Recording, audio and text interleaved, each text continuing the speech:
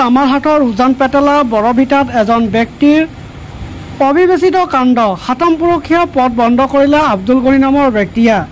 তামাৰহাটৰ উজান পেটেলা প্ৰথম খণ্ডৰ বৰভিটাত এজন ব্যক্তিৰ অবিবেচিত কাণ্ডৰ বাবে অৰ্ধশতাধিক পৰিয়ালে ভুগিবলগীয়া হৈছে নৰক যন্ত্ৰণাত।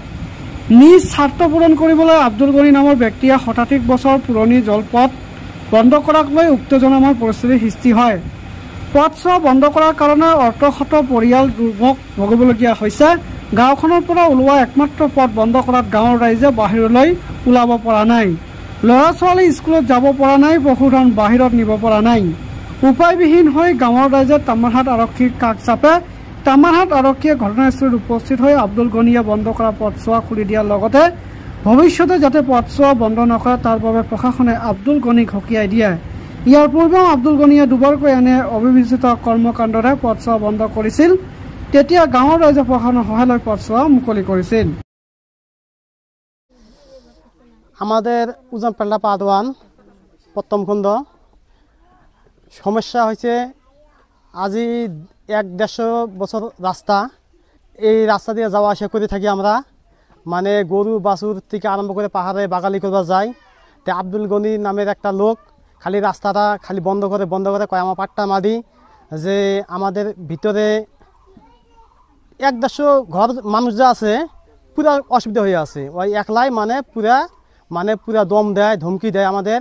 আমরা থানা আরক্ষী সহায় লাগে, আমাদের এইটাই হেল্প লাগে, আমাদের এইটুকু উপকার করে দেওয়া লাগে। আমাদের রাস্তা রাতের মধ্যে আসিয়া ওরা রাস্তা বাইরের থেকে হায়ারে পাটি নিয়ে আসছে, রাস্তাটা বন্ধ করা করছে। আমরা ওইখানে যাই নাই, গেলে মারামারি হয়। আমরা আইনের আওতা নিছি।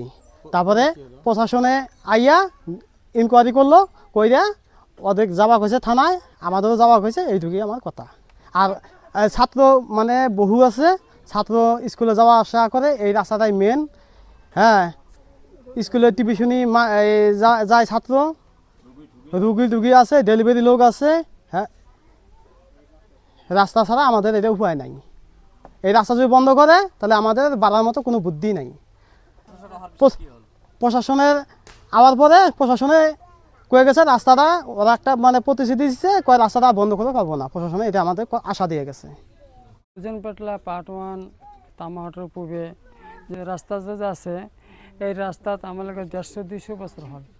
ভারত স্বাধীনতার আগত থেকে এই রাস্তাখন, এই রাস্তাখন অহা যোৱা বহুত মানুহে কৰি আছে, আমালোকে কৰি আছোঁ।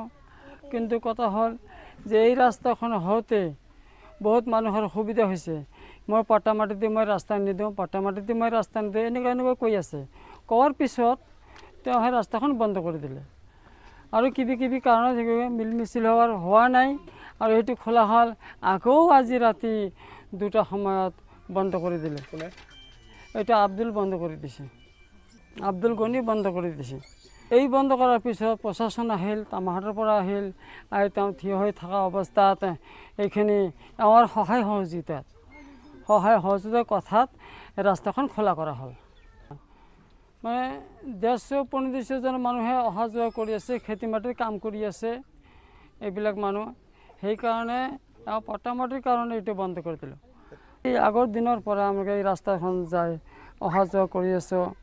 আমালোকৰ এইটো অনুৰোধ যে আপোনালোকৰ মিডিয়াৰ আৰু প্ৰশাসনৰ সহায়ত এই ৰাস্তাখন যেন বন্ধ নহয়, এইখিনি মোৰ অনুৰোধ।